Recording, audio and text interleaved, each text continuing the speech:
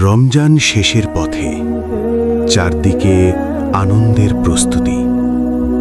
বাজারে নতুন কাপড়ের ভিড়, ঘরে ঘরে রান্নার প্রস্তুতি, শিশুদের চোখে আনন্দ।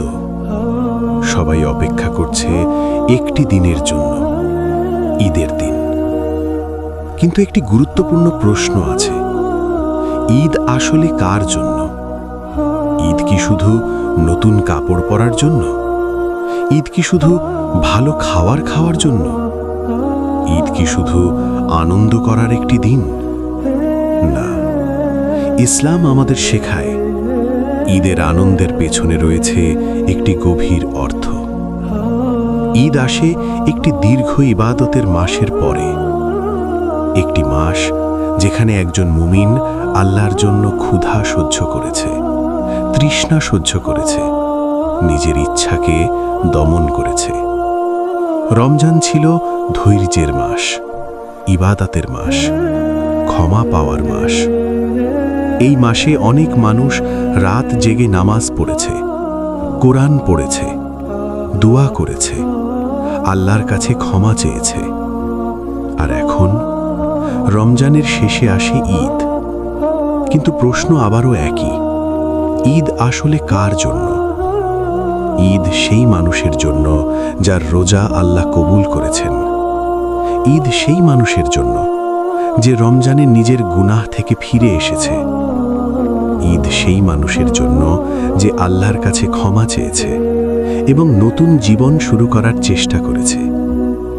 একজন আলেম বলেছিলেন, ঈদ নতুন কাপড় পরার নাম নয়, ঈদ সেই ব্যক্তির জন্য যার তাকওয়া বৃদ্ধি পেয়েছে।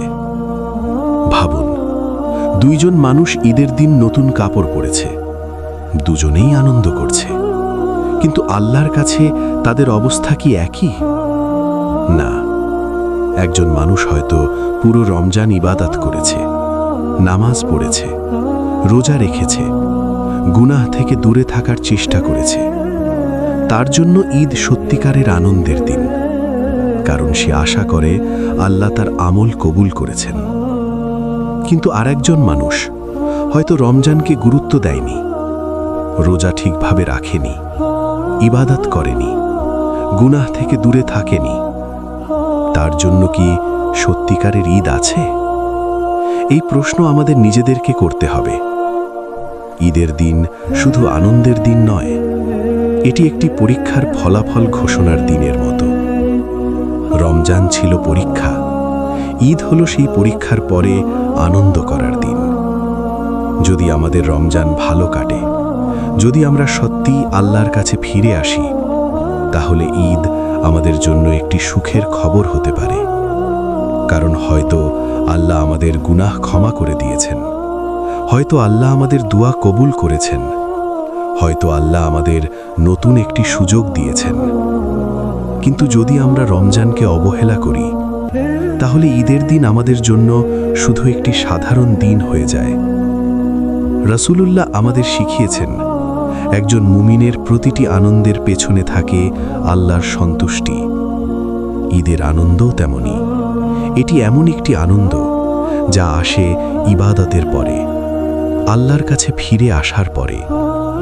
তাই ঈদের দিন আমাদের শুধু আনন্দ করলেই হবে না, আমাদের মনে রাখতে হবে এই আনন্দ আল্লাহর পক্ষ থেকে একটি উপহার।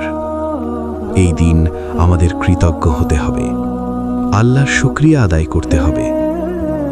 ঈদের দিন আমাদের উচিত গরিবদের কথা মনে রাখা, আত্মীয়দের সাথে সম্পর্ক ভালো করা, মানুষকে ক্ষমা করা, হৃদয়কে পরিষ্কার করা। কারণ একজন সত্যিকারের মুমিনের ঈদ শুধু নিজের আনন্দ নয়, বরং অন্যদের আনন্দ দেওয়াও তার ঈদের অংশ।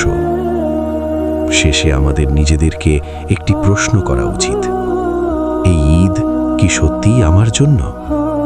আমার রমজান কি আল্লাহর কাছে কবুল হয়েছে? আমি কি রমজানের পরে আগের চেয়ে ভালো মানুষ হয়েছি? যদি উত্তর হ্যাঁ হয়, তাহলে আপনার জন্য সত্যিকারের ঈদ আছে। আর যদি আমরা মনে করি এখনো অনেক কিছু পরিবর্তন করা দরকার, তাহলেও আশা হারানোর কিছু নেই, কারণ আল্লাহ অত্যন্ত দয়ালু। তিনি ক্ষমা করতে ভালোবাসেন। হে আল্লাহ, আমাদের রোজা কবুল করুন, আমাদের দুয়া কবুল করুন, আমাদের গুনাহ ক্ষমা করুন এবং আমাদের এই ঈদকে সত্যিকারের ঈদ বানিয়ে দিন। আমিন।